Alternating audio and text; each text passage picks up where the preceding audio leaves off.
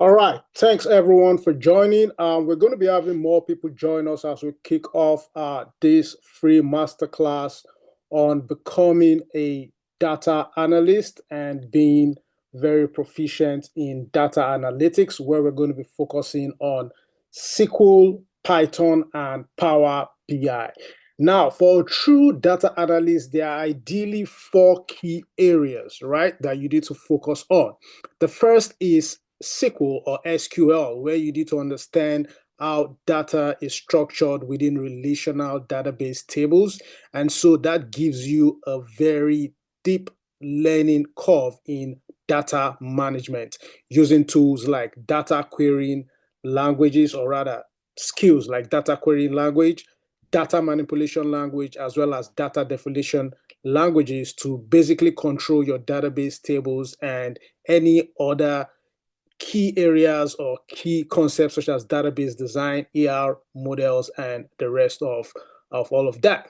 And then when it comes to the other level, we're talking about Python, right? So you use Python, which generally is a programming language, but there's a key area of Python that is used for statistical and data analysis, right? This involves understanding different Python data types, understanding the key data collection types within Python, such as your tuple, your list, your sets, and thereof, and then using those skill sets to structure and analyze data whilst also having the skills to pull data from a database system. So as we're going to see this evening, we're going to be pulling data from a SQL database using technologies within the Python libraries that are called drivers. These are Python library drivers such as PYODBC and PIM-SQL or PIMS-SQL. So we're going to be seeing all of that. And then we're also going to be using other Python libraries such as NumPy and Pandas to see how we further structure and manipulate data for further analysis and filtering.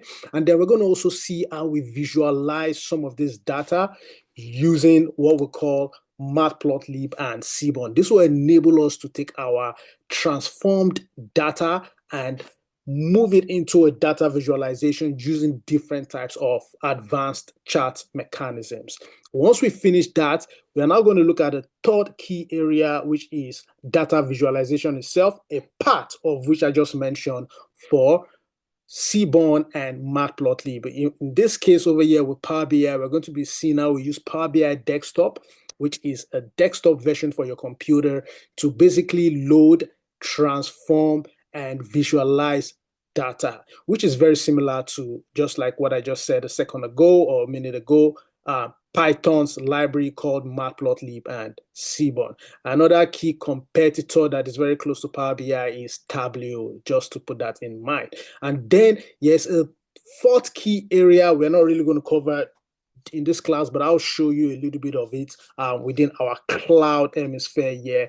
For example, the Azure cloud, which is owned by Microsoft. And that part is going to be our ETL processes, where we use things like SSIS packages. And there are some other key areas in data science and data analytics, such as our SSAS, SQL Server Analysis Services, SQL Server Integration Services, and SQL Server Reporting Services. But in more modern times, where companies are moving to the cloud and data engineers are in high demand, especially data engineers who have skills in SQL, Python, or R, and Power BI or Tableau, and then what we call ETL, extract, transform, load. That is the key area. This is the fourth area and the fourth key ingredient for the data analyst. And so that brings us to Python, SQL, Power BI, and ETL processes. In some cases, it is called ELT as well, too, depending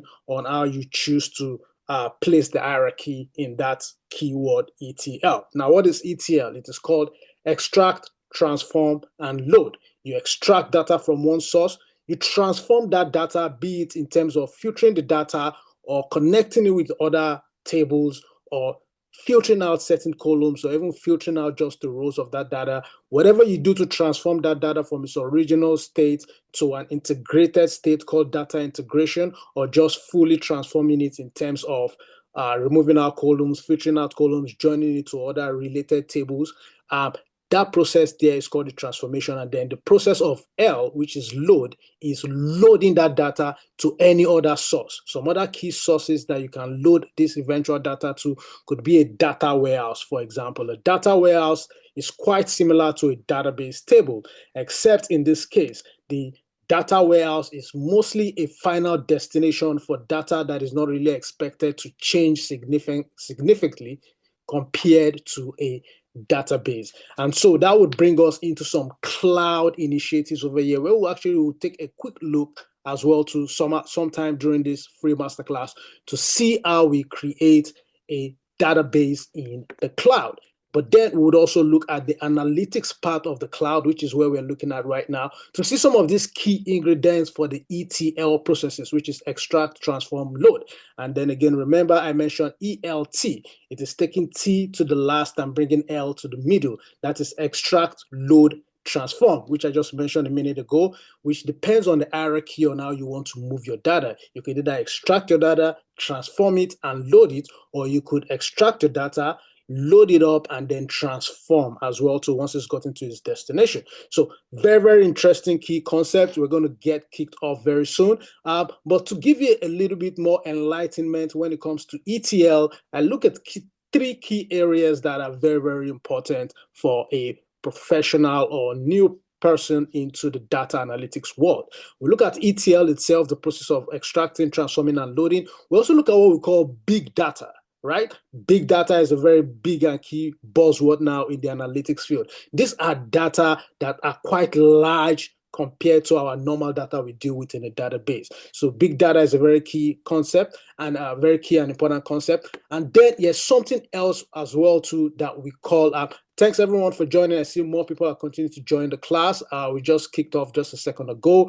And so as you're joining in, if you have questions, definitely feel free to interrupt me as I'm communicating. If you also want to wait to the end of the class, that is all okay as well too. If you feel like you want to raise your hand up, there are some Zoom features around it that would enable you raise your hand. So I'll see you want to ask a question. And then you can also use the chat as well to ask questions that you might want to, especially if you're like in a busy background or something like that. So welcome to the class, the free master class on Python, SQL, and Power BI.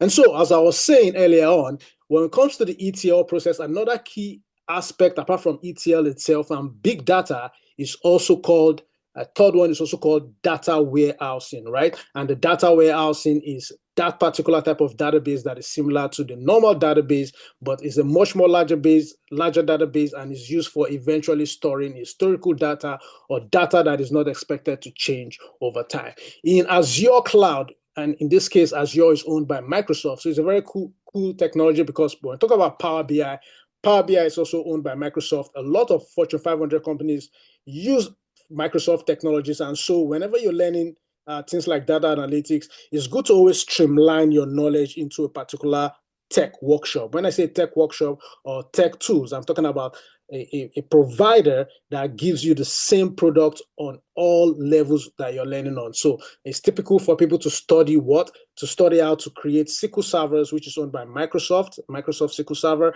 and then learn SQL through that process. And then when it comes to the data visualization part of a data analyst, learning Power BI. And then when it comes to the cloud analytics as well, to learning Microsoft Azure for analytics. And so if you look over here, some key tools that people who actually sign up for my full IT training in data analytics, what we cover from the ETL perspective are things like the ADF, called the Azure Data Factory. If you look at it, it tells you that this integrates data with Azure Data Factory, and you can see all of those things we talked about just some few minutes back, such as the ETL and the ELT processes. We also touch on things like Azure Databricks, right, which is a cloud competitor for another data analytics widely used tools across big companies called Anaconda, right? Here we can perform a lot of solutions for analytics, right? Using SQL environments, using our Jupyter environment as well, to basically managing tools like SQL, Python, and the rest to manage majority of our analytics solution.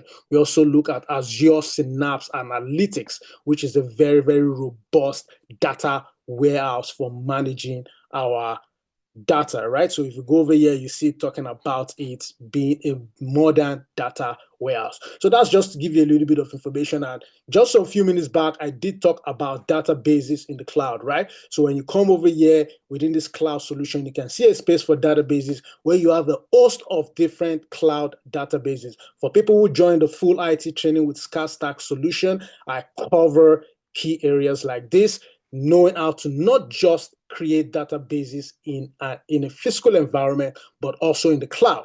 In this case, you mostly need your SQL database and a SQL Server engine, which stays behind the database, right? And so you can see some of those tools there, like the SQL database in the cloud. You can see SQL virtual machines. These are virtualized to online computers where companies might sometimes require you to also manage the SQL databases on those virtual machines. So a lot of interesting things for the data analytics field. Now, if we come over here in StarStack's new website, which we'll be launching, I believe, by next month, I'm also going to walk you through the current website that we have right now. But this is a new website, and it breaks down a lot of information. We're going to come back in here. Let's just go to the home page to just take a look and see what it looks like. So this is the home page of the new StarStack solution website, where you come in and you can see we all offer IT trainings, IT short courses, and IT consultancies. The IT short courses are if you have just a specific area you want to learn, such as SQL for like a month, you want to go really deep into SQL just alone, or Python, or things like that, you can sign up for those kind of IT trainings. Now, typically our IT trainings are a 2-month IT training, tough, practical, hands-on IT training where students are delivering their projects, real world projects based on their practical learning from the class. So it means you have weekly practical labs that you actually have to submit. You pretty much will be having about 2 practical assignments weekly that are very hands-on, that would ensure that you are practicing and you are studying, and then you're turning in your results so that they are graded accordingly. And so yes, we do provide grading for those practical lab assignments.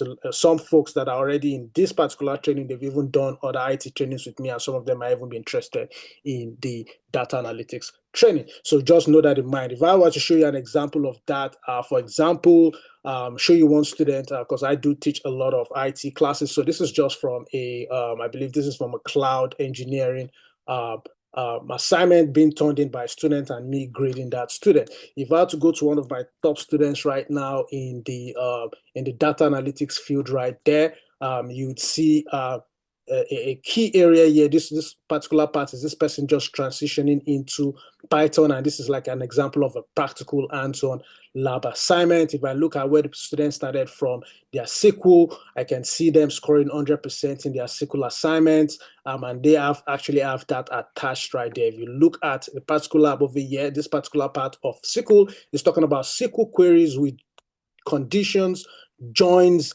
subqueries, and functions, and you can see all of the overall questions. These questions, as you're seeing right here, these students become experts such that when I write a question over here, such as question number 5 here that says retrieve manager details, and it provides the details, the students already know what is going on because they have the tables already created in their databases, which I help them set up at the beginning of their training. And it says, provide that along with the department's name, but use the not in subquery operator to perform some more other functions. And so the students pretty much easily understand what is really going on with this practical lab assignment, and it shows the points that they would get. And that's how the student is able to derive and produce a SQL queries, submit that and letting me know that that is attached. And then, of course, I'm giving them their grading right there where they're scoring 100%.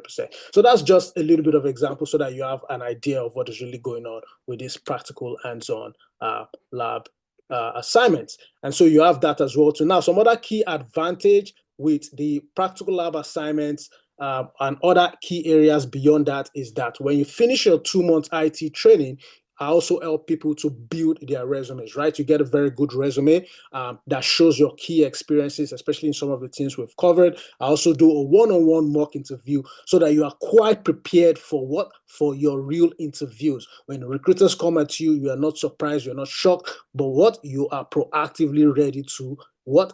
deal with any interview questions that are coming your way. And you also have a very powerful resume to do that as well, too, to prove that. Another key thing I do offer is giving you strategies on how to actually create online job portals and show you the kind of websites you need to use, you understand, to look for those jobs and how you set up your resume and things like that.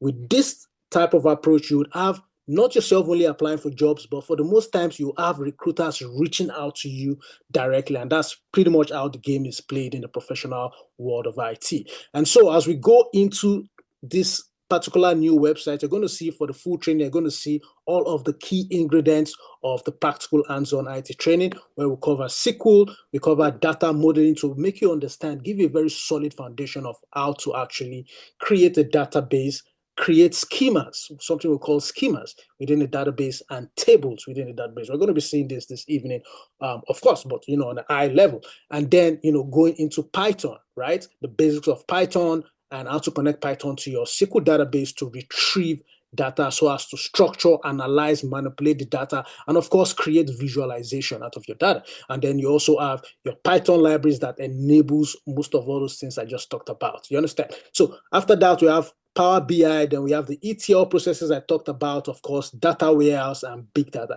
So as you can see, all of this information that I said, right? You see them live and direct over here. So now let's quickly take a look at the original website, right? So the current website is scarstacksolution.com. That is www.scarstacksolution.com. And as I'm going through this, I'm just going to quickly share my business phone number. So in case anyone wants to reach out after this training, you can reach out and get in touch with me if you're interested in the full IT training or if you have questions as well too. So you can feel free to grab that number on the chat right there. I'm putting it right there. And then also too, I'm going to provide a website. So for anybody that wants to go ahead and visit that website later on, if you don't already have it, you get the opportunity to pick that information from the chat there as well. And now this is the original website, our current website. We will be retiring this in some, in the next 1 or 2 months to switch over to the new website. And we have over 500 IT trainings. I think about right now we are about close to 550, maybe 546 or 547. Can't really remember the amount. But yeah, so we clocked that in our I think we're 1.9 years now. So 1 year and 9 months in. And so it's been a very interesting timeline, so far. We have a lot of students that have landed good 6-figure jobs because most of what the IT trainings we offer, they are all 6 figures. Now, if you go to the ScarStack website, you can scroll down a little bit, and without no time, you're going to get to our IT trainings where we offer other IT trainings such as cybersecurity. We offer cloud solution engineer, either with the Azure track or the AWS track. I have some students in this class who have actually gone through those trainings as well, and they're doing pretty good over there. We also have the cloud security engineer training. We have other trainings such as the full stack engineer. This is software engineer, programming, front end and back end. And this is like my oldest IT career because I've been in the IT field now for about 17 years right now. And so I started as a full stack software engineer. And of course, as the life progressed and technology started changing and cloud computing came in, we were put on such projects. And so I've been in the cloud project for about 10 years. I also started as a SQL and PL SQL database developer also too about 15 years ago as well too. So well grounded in all of these key technological areas. And so as we go down here, we'll see the data analytics and SQL full IT training. Like I said, 2 months, and we also have a flexible payment plan. So if things are tight or you just want to try it out for the first month, we have a flexible payment plan where you can pay the first month $400 and then pay the remaining $400 for your second month, right? Thereby making it $400 for each month. We've had a lot of students. This payment model is very nice because it gives the students or candidates a very full flexibility in their payment as well as confidence in seeing what this is all about. And 100% of times since we started this payment model about 8 months ago, we have 100% of our students that end up, finishing up their IT training and paying their balance to complete the IT training and going ahead to land their job within the space of 1 to 2 months. In some cases, for some people, 3 months. All right. And so this breaks down every key information you need to know about the IT training. So we have this link, and we also have the new website link that we're looking at some few minutes ago. Now, another key thing I want to mention is what exactly is the pay? Because it's not just about the training, right? You want to get a good pay, and you want to come into the IT and start making that good money. And so not only is the data analytics field a very, very interesting and mind-blowing field to go into, but it also pays well significantly when we're talking about six-figure salaries. Let's quickly take a look and see what that salary is all about. I'm going to click over here right now so that we can see exactly this information.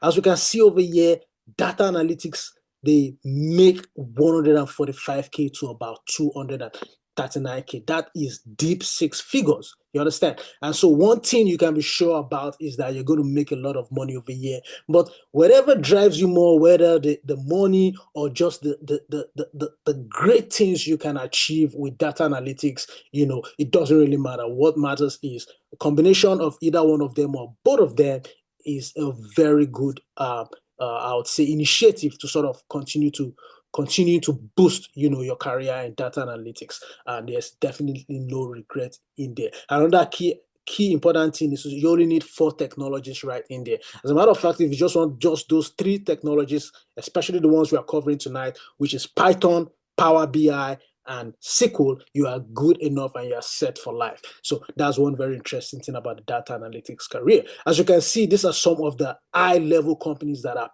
paying big time great money, you understand, in the data analytics fields. You see Meta, which is a company by Mark Zuckerberg right there, paying close to about $200,000 to $250,000. You can see Google right there as well, to paying almost at the same level. Apple, LiveRamp, every other thing, Yahoo and Cisco. So you can see all that good money right there. And this is also another good website for you to search for data analytics jobs once you finish your full IT training. So a whole host of great jobs right here. You can see ServiceNow right there, Discover, and you can just name them all. They're all in there. You understand? This is showing about, 657 key job examples over here. And it's not just 757. These are just companies. That is not the amount of even jobs. Those are just companies. If you see from one company such as Microsoft, they have over 2,000 open jobs. You can just imagine that the difference between struggling and seeing 1 or 2 job openings versus just one company offering you over 2,000 data analytics job. ServiceNow here has close to 1,000. US Bank here has over 2,000. So when I'm talking about the data analytics being a top tier contender with other key areas such as cybersecurity and cloud solution, I am not joking at all. It's a great job opportunity right there. Okay, now another key thing I want us to take a quick look at is some job titles, or rather some jobs within the data analytics. I'm talking about Python, SQL, Power BI, and ETL. Let's go and quickly take some examples and take a look and see what's really going on in that world of the kind of jobs you can expect to see. Now, if I come down in here, I'm seeing the healthcare data analyst, right? This means this is a data analyst position, of course, with a healthcare company. And with websites like dice.com, which I definitely encourage you to go and check, to go and see later on, they would sometimes have people list some of their skills in here. You remember we talked about data collection earlier on with Python? So they have key details like that right there. If I come over here and I open up these job details, you start to see everything revealed to you directly, right? We're talking about key skills such as Power BI that I mentioned, right? And even if you have, because Power BI is the most powerful data visualization tool out there for Fortune 500 companies, but Tableau is not doing bad too. You understand? Tableau is there in as well. On my IT training, I focus more on Power BI because I've seen the power out there in the professional world. It's highly in demand. You understand? And it measures well into what? Into your cloud solution as well too, even though it's a standalone. As I came over here before, you would have seen me open this page here. This is a Power BI solution. This is one of their cloud solutions, and you can just see some of the fantastic visualizations that I'm creating over here just from data being derived. And we're going to come back to this place very shortly too, so don't worry about that. So if I jump back into this place here where we're looking at this information, we can see the power of Power BI and Tableau there for data visualization. As we go in here, we might see some other skills in here. I don't think this one is quite detailed, but let's look through it. Okay, so this is okay. I think one of the key skills they are requiring here is Power BI and OLTL as well too. So this is okay. Let us take a look at another link right here. Now, if I take a look at this link right here, and I can close the other one right there, this is also another healthcare data analyst position. So it looks like there are a lot of data analyst positions in there. They're talking about things like just lean principles. These are just approaches that you utilize when you're within a Scrum Agile team. You can see over here too as well too. They're talking about Power BI and Tableau. They're also talking about SQL, right? Some experience. Now, with my kind of training, it does not even matter if they put 4 years over here. The skills I bring and deliver in the SCASTA full IT training will put you at least 4 to 6 years working experience. And this is not just for SQL, but also for Python, for Power BI, and for ETL. As long as the students go ahead and do their practical lab assignments and submit that, that will be the true testament to you testing yourself to see if you can actually deliver what is being taught in the practical hands-on IT training classes. All right. And so as you see those examples, if you go more to some other examples over here, if I put this in here, you're going to see some key buzzwords keep coming up, right? We see another one over here that this is another row. You see this one talking about Azure Data Factory. That was exactly what we're just looking at under the cloud analytics part here for our data warehouses, right? We see the Azure Data Factory right there. And so you begin to see that the full IT training covers exactly all of these things that you're going to meet. You see the ETL processes we talked about, the extract, transform, load. You see that is it right there staring at you. And so you have all of these great opportunities that you go through the training and you'll be seeing them constantly in all of the jobs. You understand that makes you qualified for 95% of jobs that you would see online that you can apply for. And that's how the students are able to quickly learn the job, especially the ones that do their practical lab assignments that I offer and give during their full IT training. So you can see SQL over right there. So that shows you all of these key skills. You see ADF as well also too. As we go down here, we'll take a look to see if they have some more key areas. You see the data bricks that we mentioned earlier on, right? Just so that you know that you're basically seeing exactly what we're talking about right there. So that's data bricks right there as well too. And then we see our Power BI as well too, and Tableau over there. So pretty much everything we're talking about is being discussed in all of this job offers that we have over here. If I go back to this guy over here to go pick up, we're going to look at one or two more before we jump into the practical initiative or purpose of this particular free masterclass. So if I come in here right now, this is another great company, Kforce. You can see they have skills in there, SQL, Tableau, some of all these things, Python that we talked about, right? And so you see all of those skills being mentioned within these companies. You understand? Proficient in SQL. Even though this ones they need Tableau, they quickly already pick you. If you have Power BI, they will be very interested in you because Power BI is much more bigger than Tableau. Power BI is being used by more bigger Fortune 500 companies. And so it is like if you have that skill in Power BI, you are being brought into this company as well too. You understand? Because it's pretty much almost the same technology. And you see Python there as well too. Let's quickly take a look at another one right here. We have just about two more of them to go. If I come back in here and I put this in, when I come down here, I begin to see them listing some of their key skills too. The R programming language is another contender to Python, just as we have Tableau being a contender to Power BI. You understand? And so in some cases, some people don't know Python for data analysis, but they know R. The company also too will consider you. You understand? And so you begin to see some of those key things in here. We see our SQL, of course, that we saw over there. We see that over there again. We see Python right here as well too. So that begins to let you understand some of all the skill set that we're talking about. Okay. Now for those who just joined, thanks for joining the class. If you have questions, definitely feel free to unmute your mic and ask. If you want to ask questions via the chat as well, too, feel free to do that. On the chat right there, I have my business phone number and the website, scastacksolution.com. So in case you want to reach out, feel free to pick up that information right there, have it on your phone so that when you need it, you won't be wondering where to locate the information or contact me, all right? Thanks for that. So now that we have a full understanding of all of these things we've walked through, let us now start looking at some key practical overview of Python, SQL, and Power BI, okay? And so the very first thing we're going to look at is Python. right? So within Python itself, I'm going to first start us off with some documentation right here. And this documentation gives us a quick introduction to what? To data analytics, all right? So I'm going to go ahead and expand this a little bit. And so we're going to walk through some key processes here just so that we have a quick understanding of what data analytics is. Now, for the full IT training with SCAR Stack, these are some of the tools that you're going to be working with, right? Microsoft Power BI, of course, very powerful data visualization. Microsoft Azure to cover the cloud analytics and ETL as well as data warehouse part of being a proficient and professional data analyst. The Azure Data Studio, as well as another tool that is not listed here but will be used a lot, is SQL Server Management Studio.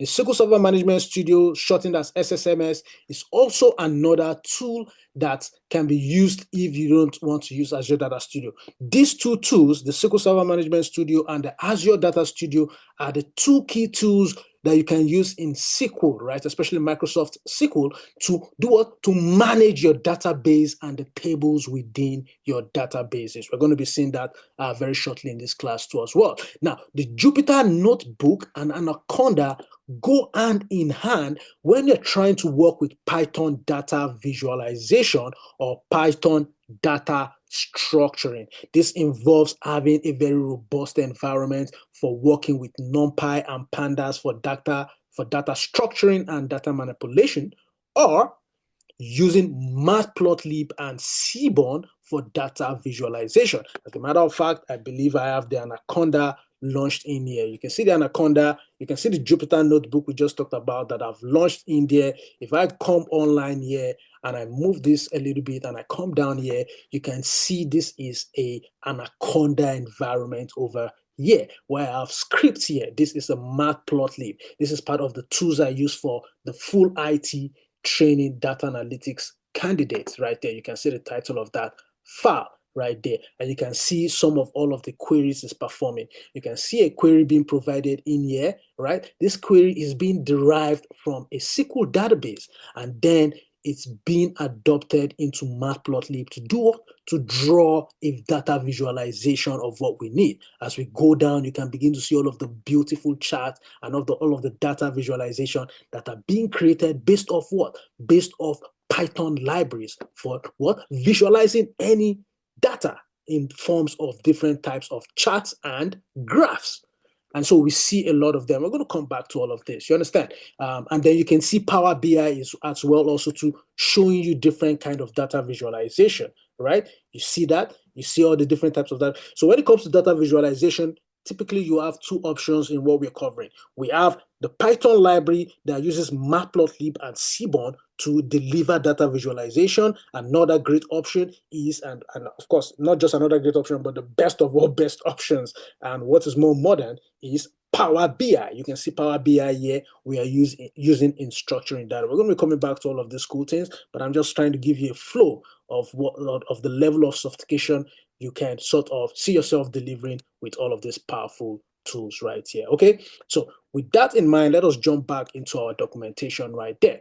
And so that is what Anaconda and Jupyter Notebook can deliver to you. Right now, just a second ago, we just saw what Microsoft Power BI can do as well. And then we come into Python itself, right? Which is that language that we can use in doing what? Structuring and visualizing our data.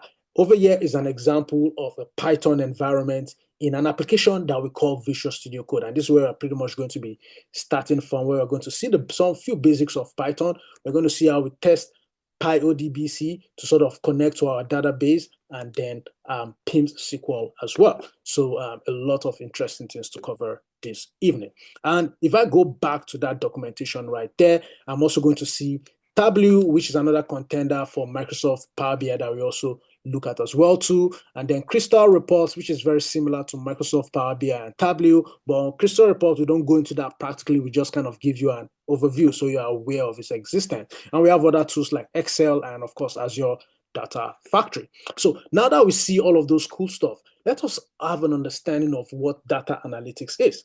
As we look at this documentation right here, it is telling us that data analytics is the science of what? Analyzing raw data, which is very, very true, because the genesis and beginning of every data is always typically raw. You understand? Now, when you're talking about that data being in a database, then it's a little bit structured, right? As a relational data within tables that can communicate with what? With each other. Why do we say the tables can communicate with each other? It's because, for example, I can have an employee in one table, right? I can have a table called employees, and I can have an employee data in there, which might be an employee's first name, his last name, and that employee's department ID.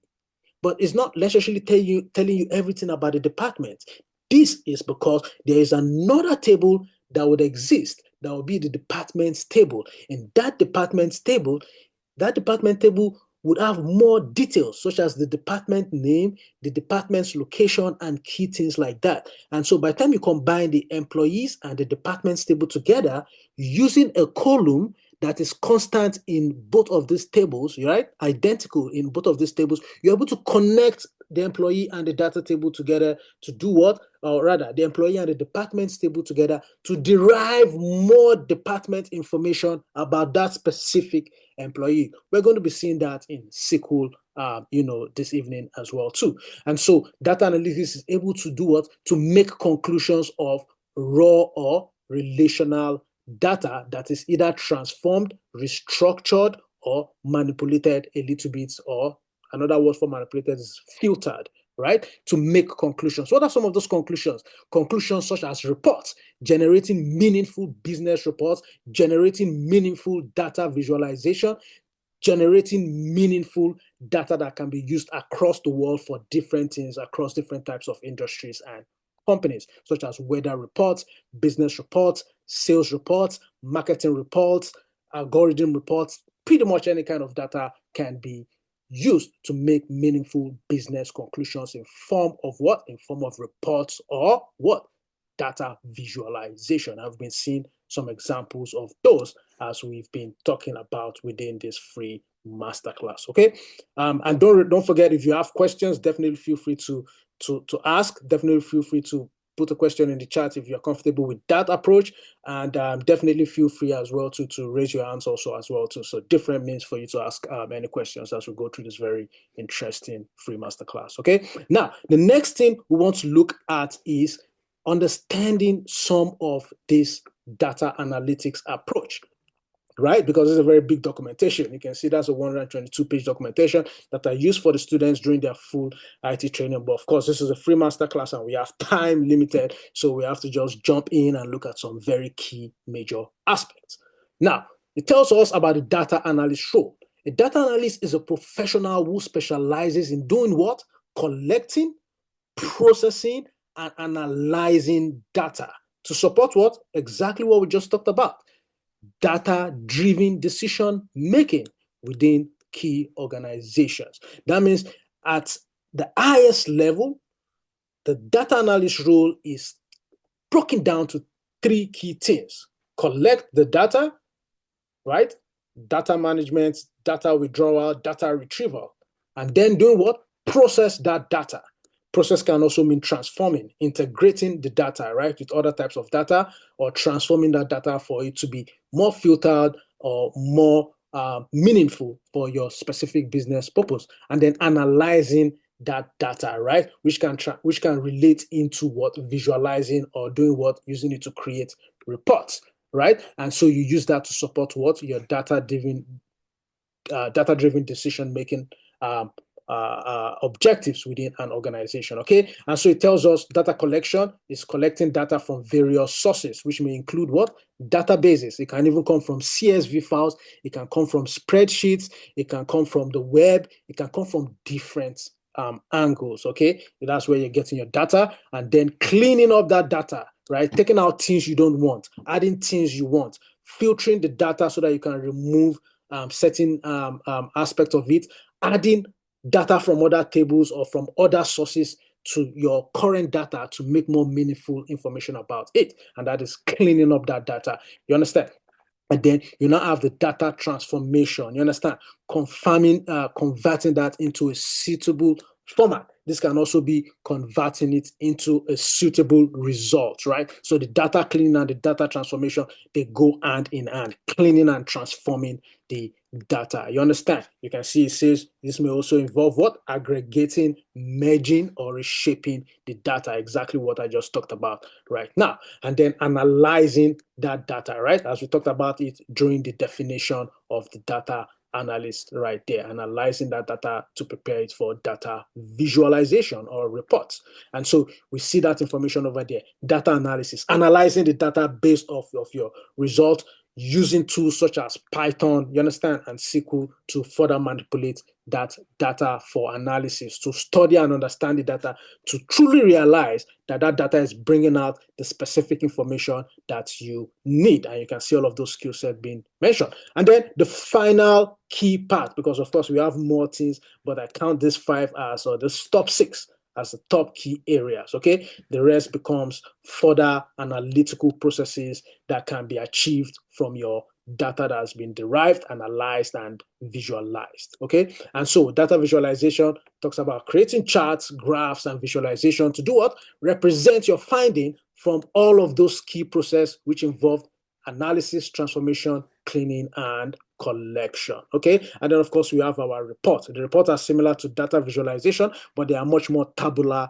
in sight, you understand, or in view. So those are the key areas in there, all right? So with that in mind, let us quickly jump and see how some of these tools and technologies work hand in hand. So if I come down to our Visual Studio environment or Visual Studio Code environment. Now, the Visual Studio Code environment is pretty much an IDE environment. It's called an integrated development environment. Now, don't let that scare you or bother you. It's pretty much just an environment for you to run your Python analytics. You understand? And so we're going to look at 3 key things over here. We're going to look at some key things about Python, Python basics, and then we're going to move forward to see some more examples. Now, before I do that, I'm going to also open up another information over here for us to clearly understand how Python works, especially in terms of the data types. So I'm just going to give this a second for it to load up.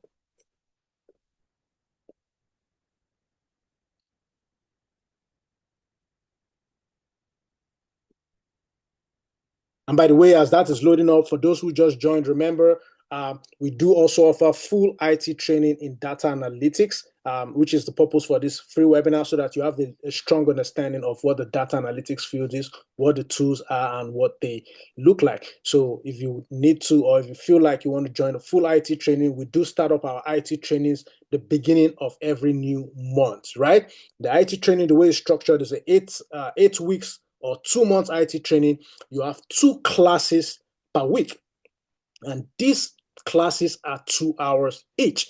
We'll start off with a little bit of theoretical, just 10, 15, 20 minutes, and then we dive into the practical hands-on part of it. At the end of each class, you would always have practical lab hands-on assignments to deliver by the next or following week. So that gives you 2 practical lab assignments weekly. And so you have those 2 classes, each spanning 2 hours. They are usually in the evening classes. And so you have the flexibility between choosing a 4 to 6 p.m. Central Time, a 6 to 8 p.m. Central Time, because I'm based in the Central Time location in Dallas, Texas. And then you also have the 8 to 10 p.m. time as well too. Now, these times, they might run out, so the earlier students enroll, the better, because the classes are just Mondays to Thursdays. So pretty much I can see you have all of these different timelines. When students start enrolling, they start filling up those classes. And once those classes are filled up, you will be rest with just what is available, okay? So in terms of IT training, the earlier, the better, such as also in success too.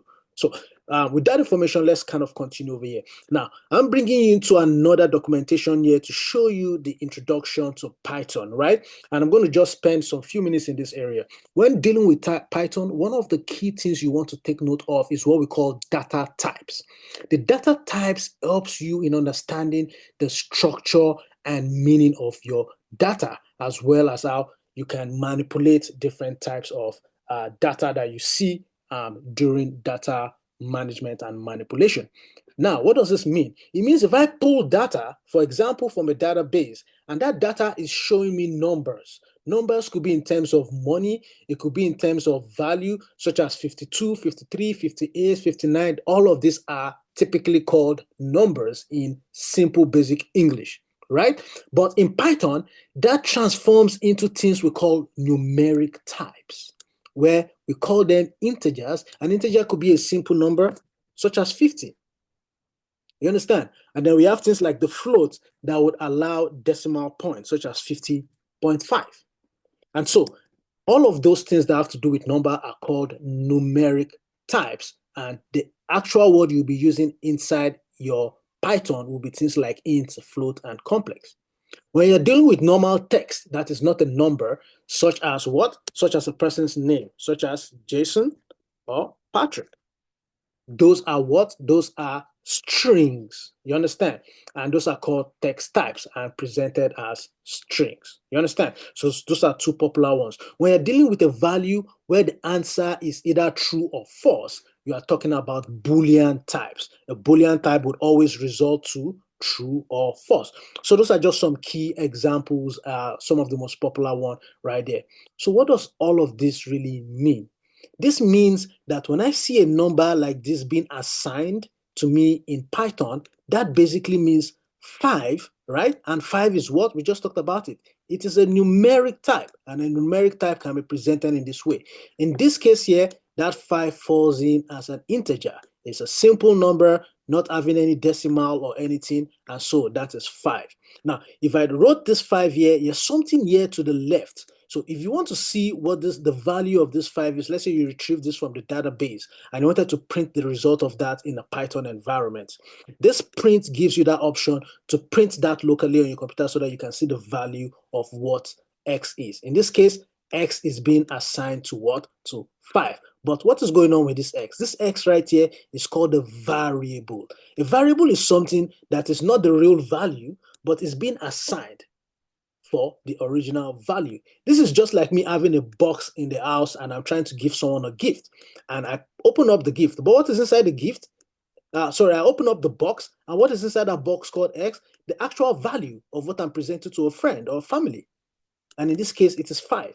So X can be looked at as a birthday box gift that contains what? A value. And that X in Python is called a variable. And so when I now want to print the value of X, right? And I say print, I can just say print X by putting that X inside this area here as this. And it will print out the value of X for me. However, in this case, I'm saying print the type of X. What this type means, because we've been talking about data types for some last few minutes over here, right? It means I want to know the data type of X. You understand? In case I'm on an application and I can't actually see the value, I want to know what is the type of data that is here.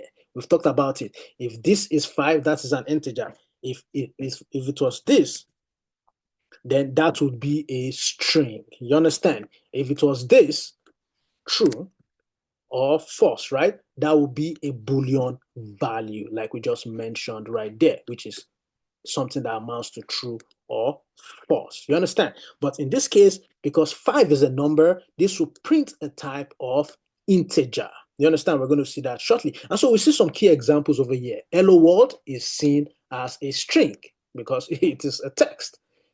20 is a number, and so it's seen as an integer. 20.5 is still a number, but it has something special going on, the decimal point, and that is seen as a float. Now, apart from all of these ones, which are the most popular, including the one I talked about, which is Boolean values, we also have some other key things. We call these ones data collections. They are things like list, tuple, set, and dictionary. I'll tell you to focus on set, list, and tuple, with list being the most powerful. These ones operate different. They don't just carry one words. They carry multiple words together. You understand? And so in this case, when someone assigns X, we are no longer assigning X to one single word. When we look at X right there, X is being assigned to multiple items. So you see it? It can collect a variety of items, not just one item. And so these guys, they're called data collections. Some people call them data sets as well too. They collect multiple variations of what? data. When you look at them, they operate almost the same way.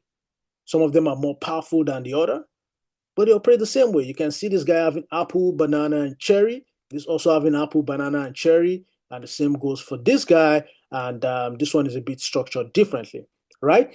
And what is the difference there? The way they are structured, the way you place them into their positions, right? Or the way you group them together. This one is ending up with something we probably call like a curly brace. And then this one is ending up in a bracket. And this one is ending up in a boxed bracket. And that's just the difference from the visualization perspective. That's at least what you're seeing with your eyes. And so as we go on, we'll begin to get more understanding. So now that we have a full understanding of that, because we can't really go deep, this is a very fantastic documentation. You understand? It gives you a little bit of Python, a little bit of SQL, and cool stuff like that. These are for the full IT training students, all right? And we don't have too much time to cover that. So based on that little understanding, let us quickly do some quick dive tests. Let's look at some of these things I use for the students in the full IT training. Everything is well detailed for you to understand that. Sample 1A is exactly showing us what we just looked through. In this case here, X is going to be 5. When you print X, because it has the type, we are going to be seeing the data type. If I come in over here now, I can come in here and also say, you know what, after doing that, print the value of just X. And so in here, I'm going to be expecting 2 results. The data type of X, which should tell me it is an integer, and then the true value of X, which is 5. So I'm in a Visual Studio environment, and even more so specifically and more sophisticatedly, I'm inside a virtual environment, which is a very powerful environment for communicating with a database when you're using Python. Okay, and so in this case right here, I'm going to first go ahead and make a run. Now, it's something we call the debugging, right? Some of you, if you're not too close to tech, you would have heard that word debug. If you've been watching all of this sci-fi movies and all these tech movies, debugging means testing a code from the back end. You're not testing it from an application. It's not you're on facebook.com, you're trying to log in and you can't log in, right? That's the front end. That's what users see. In the back end, I can now open that code and I can start debugging the code to see what the problem is. Now, this one is not really code, right? These are just scripts, right? So they're pretty much easy to the eyes, right? You just see how that looks like you're speaking some semi-English right there. And so in here, I'm going to debug this. For me to debug it, there's something we call breaking point. A breaking point is where you issue a command inside any script to say, I want you to stop when you are testing and checking the script. I want you to stop at this point. So I'm going to tell this thing, when you start running this script, stop here. And so I have that red logo there. I'll place another one right here. And so by the time it stops here, what will happen is it is ready to run and debug this line.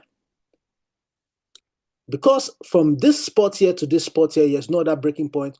When I continue running from here, it will continue up until here and it will stop here again. Now, what will basically happen is because X is being given as 5 right here, when I get to this place here, X will still be 5, right? Right there. However, when I run this, X value, even we mentioned X is a variable, you can see there as I bring it, this thing has what we call intelligence. It's intelligent.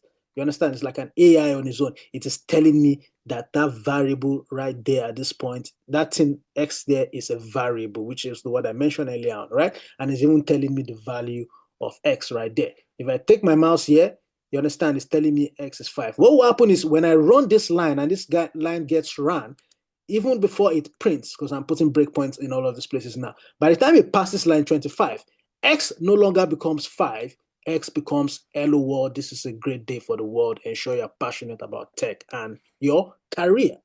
And that is how Python works wonders. You understand? In the back end. So let's quickly test that and see what that is all about. I'm going to hit this run over here. I'm going to say start debugging. And then it's going to ask me what debugger you want to use. I'll say, of course, use Python debugger. It's going to say, do you want to debug this current active Python file? I'll say, yes, please do that. So I've clicked that and it's going to initiate that. Perfect. So it has started that process, and what does it do? It stops where I give it the command of the breaking point, right? You see that? It stopped there. That is why that yellow signals are around it. Another thing it does, it enables me to see every other place I have my breaking point. Also, it provides what? Some action buttons or actionable buttons. It's almost like you're using a Discman from back in the days, or you're using your TV remote control, right? Which means it has paused right now in the debugging process. I can hit continue if I want to go further. If I want to restart the whole process, I can restart that there. If I want to just stop it abruptly, I can stop the whole debugging process. But for now, we want to continue so that we'll see exactly what it does. Now, down in here, it is going to print out results for me in my terminal. The terminal is where I'm going to be seeing my print results, okay? So if I hit continue right now, it's going to run and it's going to stop here. So let me hit that. Boom. You see that?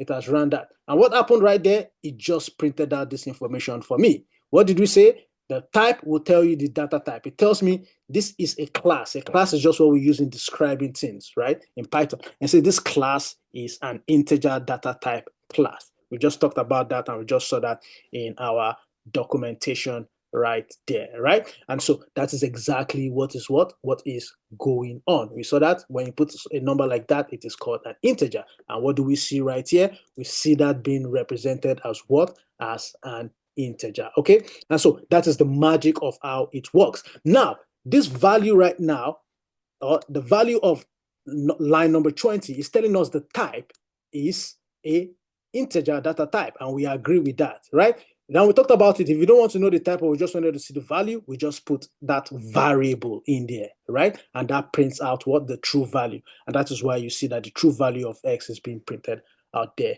as 5. Now, what will now happen by the time I run all of this and I put another breakpoint over here, I'm going to take this out and I'm going to take this out. So you can actually take out those breakpoints even during your debugging process. What will now happen is that when I run this line, because this line has not been executed yet, right? So this X right here, it is still what? You can see it is telling me it is 5, which is over here. It is because it has not run line 25.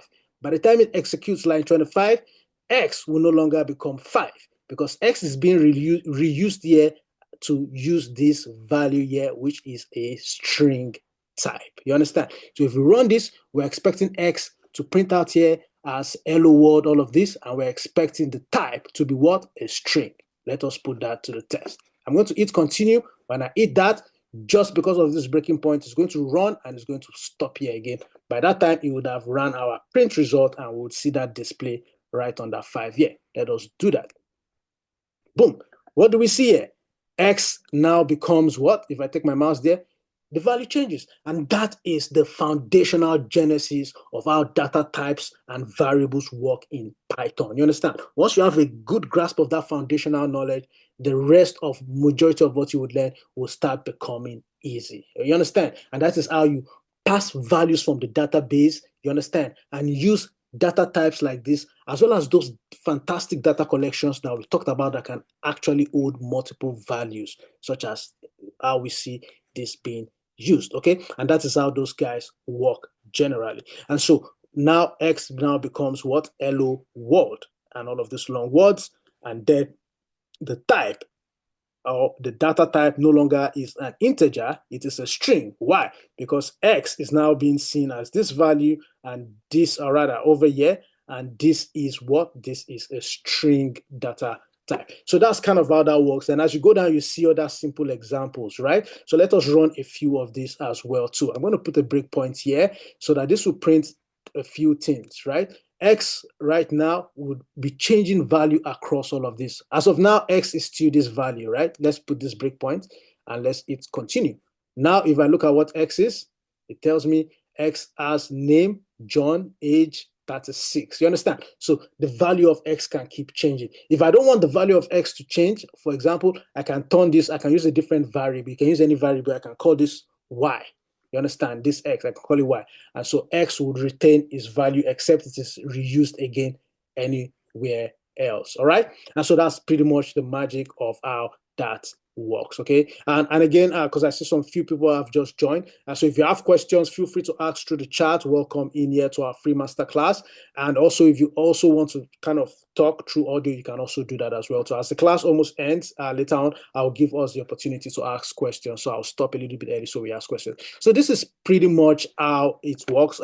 Pardon me, I'm going to reshare my screen right there again. Perfect. Okay, and so we have a few understanding. We're going to run this just one more time and then we'll jump into another key aspect. So when I run this right now again, you see the value of X has changed and it keeps printing out all of those values. So now that we understand how that works, I'm going to stop this debugging process abruptly, and I'm going to go into another area that is called test PYODBC. What this is basically doing is that this is testing data from a database, right? It's helping us get our data from a database. For me to ensure that this is working well, right? One of the key things I need to do is to kick off my database. Now, because I'm in a Mac, I'm going to do this in a way that might look a little bit strange for people that are already in database, already in the SQL field. I'm going to run this through something we call a Docker containerization. So don't worry about all of these processes. Just follow my reading and you understand the flow, okay?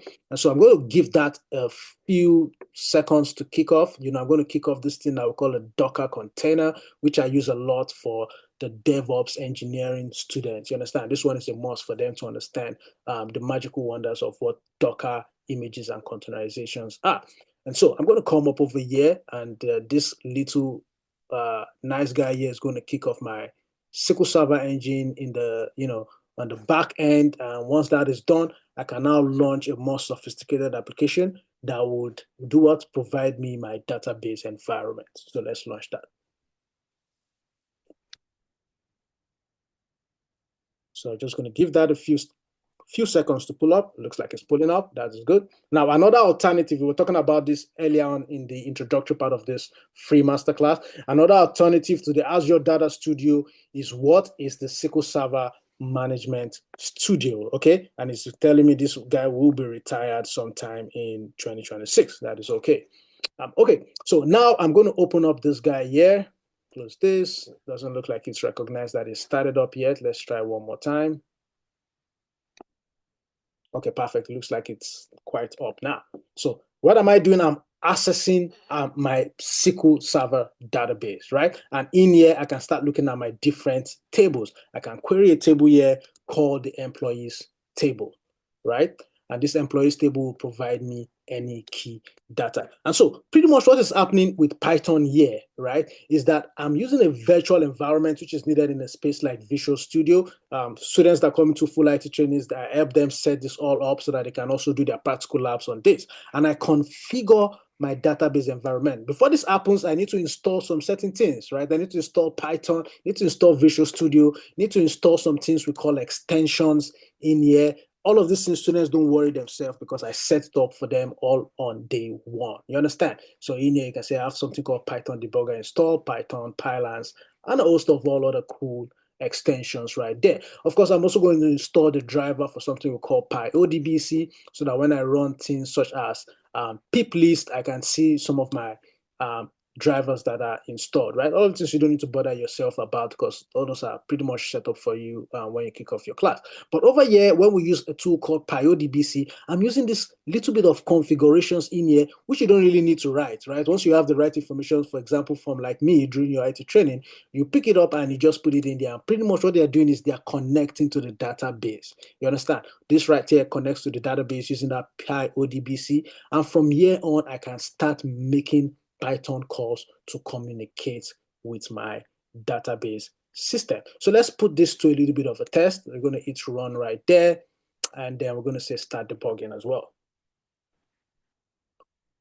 Boom, that is nice. So it stops at the very first breakpoint. I put in, there's a breakpoint over here, but that is just for catching errors. You understand? Because there's no error communicating to the database based on my database credentials looking good, it does not stop right there. It comes to a decent stop right here. And then I have a SQL statement over here that tries to draw out a specific information, telling it to get that data. And that is what it's doing right here. And so as I move on, you're going to start seeing our data changing right here. Those data we initially put, they are no longer showing right now because we've started a new debugging. When I continue this debugging, there's a place I'm calling my Python, using my Python to call a query from the database. Is going to do that exactly. It's going to derive it and it's going to print out the data from the database. I'm going to hit continue right there. Perfect. Do you see that? It has just returned data for me. 20 rows of what? Of data from me from my database, right? Using this query. If you look at that query, I can easily pick up that query right there. I can go to my database I can take all of this. This is the full same table I'm talking to from Python right there, except this one is capturing all the columns, right? You can see all of those fantastic columns right there. If I go down over here, I can come down here and I can say, present me with just these details. I'm going to bring this down. I'm going to actually update this right here properly. Actually, you know what? I'm just going to change this to my master database where to recognize this employees table. I'm going to run that right there. And you can see that that is the same data it is presenting me with from the table. 20 rows of data focusing on the ID number, the first name, last name, age, and salary. And the same is also being done over here as well too, capturing the ID name, first name, all of those good stuff. Of course, if I want to put in more codes for it to generate the column information, I can do that as well. So I'm just going to continue running this down and you're going to see it producing more data for me based on the Python queries we have. This one is sorting it so that it can start from the lowest number upwards. You understand? This one started from 1 to 20, right? 1 to 20. This is starting from 20 to 1 based on some sorting order. You understand? That I did another one here is creating more details and more data. It's actually reversing it and ordering it the normal way.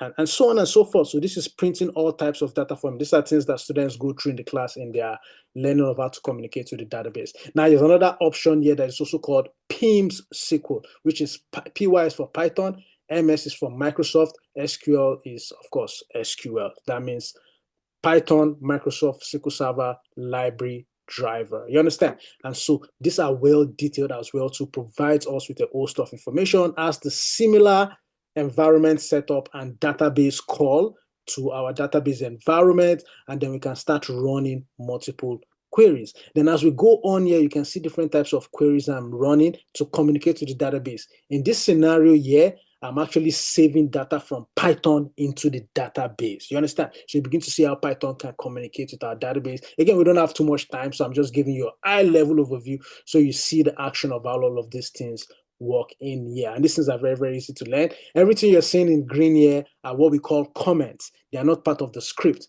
They are there to guide students that are in the full training to understand what is really going on, right? This right here is using NumPy. You understand? And it's saying, I want you to get this detail right here for me. And when you do it, I want you to generate the exact data. I want to get some average salary of something. If I run this in SQL, I'll get the same result. So let's quickly see how that works. I'm going to have this breakpoint here and remember at line 198, and I'm going to quickly run that as well.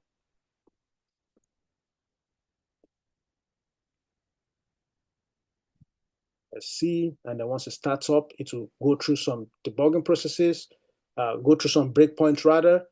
We'll wait for it to get to line 198. Keep going, keep going. Boom, it's right here now, right? At this point, I'm going to put another breakpoint so it will generate this data for me. In this case, he wants us to find the maximum salary in an employees table and the corresponding employee for that value. So I'm going to hit continue right there. And you can see that it generates a person called Conrad Murray having a salary of 300,000 US dollars per annum.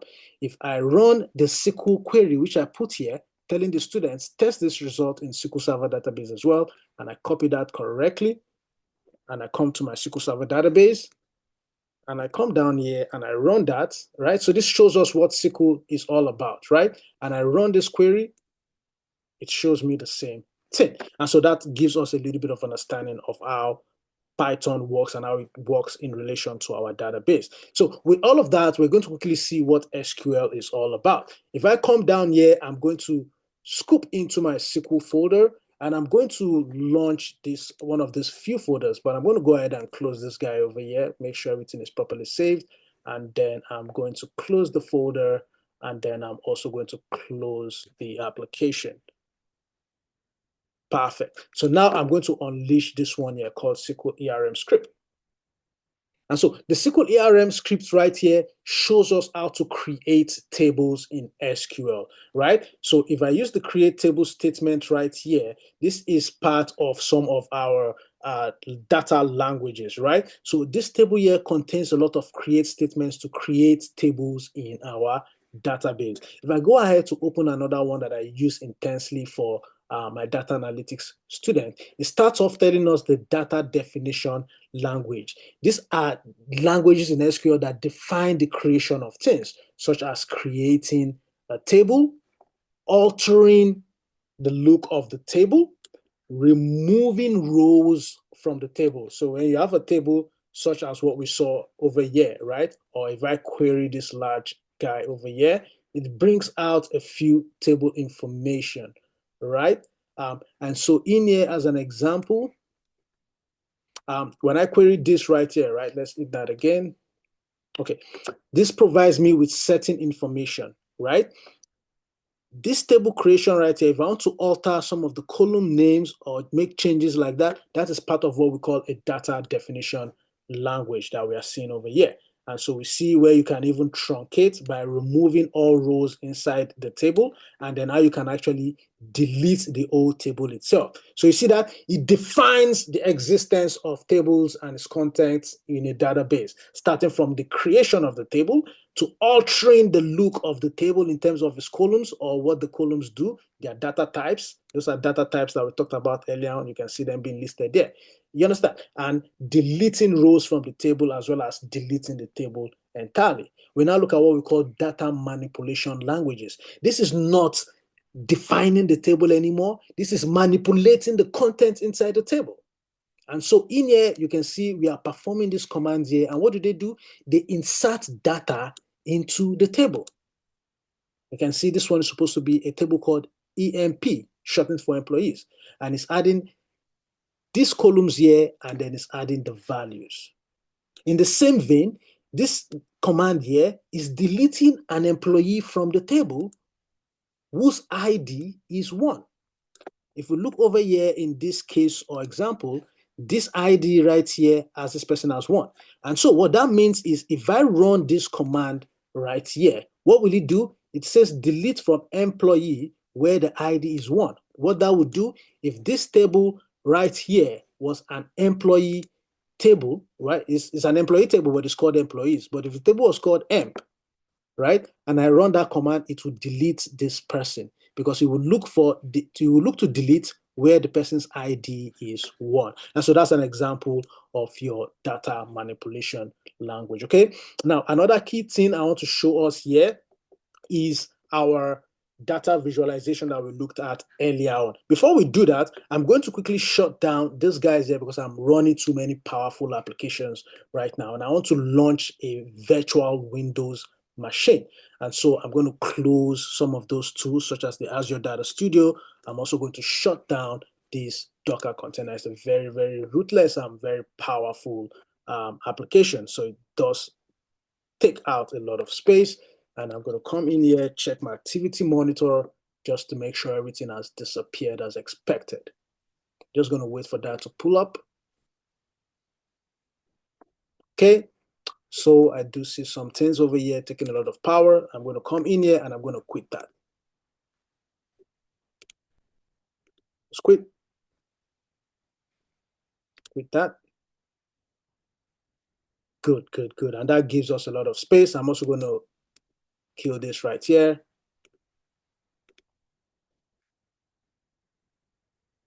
Give it a second. Perfect. So that is gone. So that is good enough for us. I'm going to go ahead and close that activity monitor. And then I think the rest are okay right there. I can actually go ahead and close this as well too. And so now I'm going to quickly just launch something behind so that we're going to see Power BI working as a Power Desktop. Now, from the perspective of using Python for data visualization, right? I started showing us some examples over here, right? Using Anaconda, which is a tool, very powerful tool, working with Python, and then also using what? Jupyter Notebook. These are tools we use in doing what? In working with Python libraries when it comes to Matplotlib and Seaborn, which does what? Visualizes data for us. So as we can see right over here, we do see different commands right here, right? While some of this might look a little bit complex, they are really not complex at all. When students come into the full IT training, they get a full understanding of how to actually write some of these simple scripts and create meaningful data from it. Now, in this case, this is a matplotlib example right here, right? And what this guy is using here is using a matplotlib library to describe a figure right here. And not only is it doing that, it is determining the figure's size, right? Which is the y and x axis, judging it as 8 to 8. In this case here, we've already pulled data from the database. You understand? In this case here, we're pulling data here from this database in here. And then when we come down here, we are using the data from the database, right? Over here, we are querying the database. We are using pandas data frame to retrieve that data from our database. That PD right there stands for pandas data frame, right? And so we are now using certain matplotlib commands right here. Again, this is a very short class, so I can't really, spend a lot of time walking through all of this, right? But we are judging all of these things. We are giving those plots, which is a Python library from matplotlib, and we are giving some of our data derived from our database table to determine how we want to plot and create a graph in here. You understand?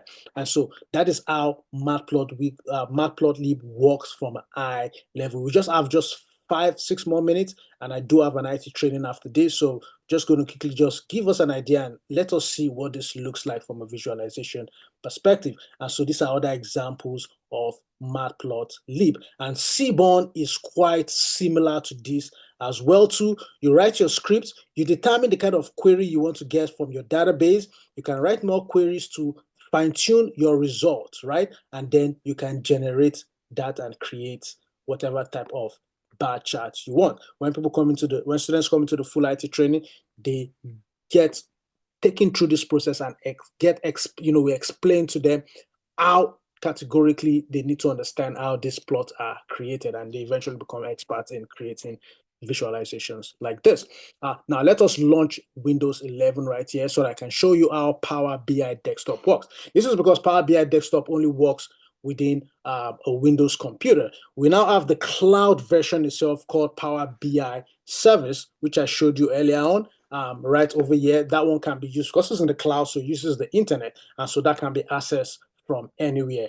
In this case over here, we are looking at the Power BI online service. And in this scenario here, these tables are very, very interactive. They are using data being derived from somewhere, and they are visualizing it with a feature here that is called visualizations. And so if I select the count of employee here by department here, and I want to see the business department and how it affects the employees over here, I can select the business department right here. Watch what happens.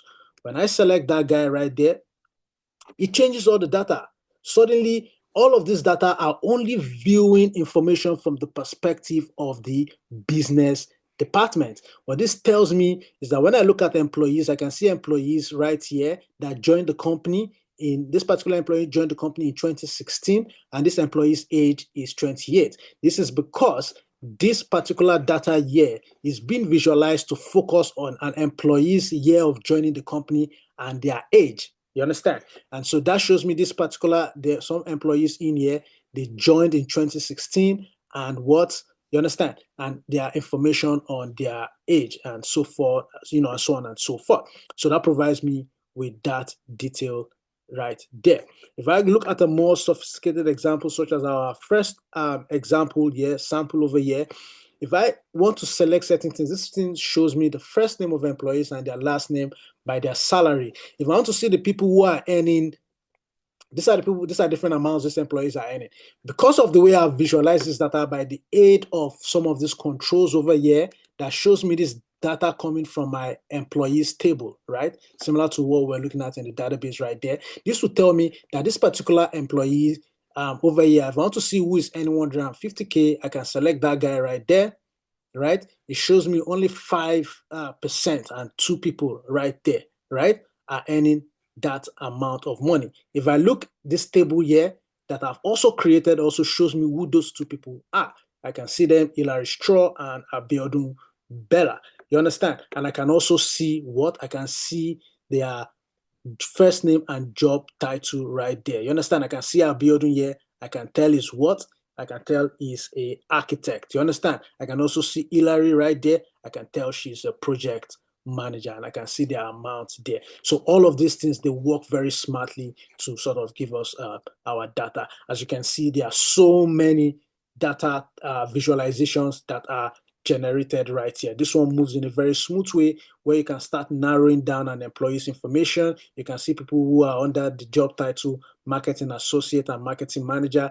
If I go further to Nikki, I can see her first name and last name. If I want to see her age, I can boil that down over here as well too. So a lot of sophisticated tools right here that boils down into using all of this chat. Now, finally, we have this guy over here. So this guy is actually restarting. So unfortunately, we will not be able to see it. But we're going to stop right here because I do have an IT training for cloud engineers in the next 2 minutes. So as we stop over here, remember I've shared my number, which is the ScarStack business number on over here in the chat. That is 469-325-4670. Don't forget to check out our website. And if you have any questions, feel free to ask me. Don't forget, again, our full IT trainings start at the beginning of every new month. So in the case of next month, we're starting March 3rd. And so if you're interested, definitely don't forget to check out our website to get more information on that. So before we round up over here, I'm going to stop this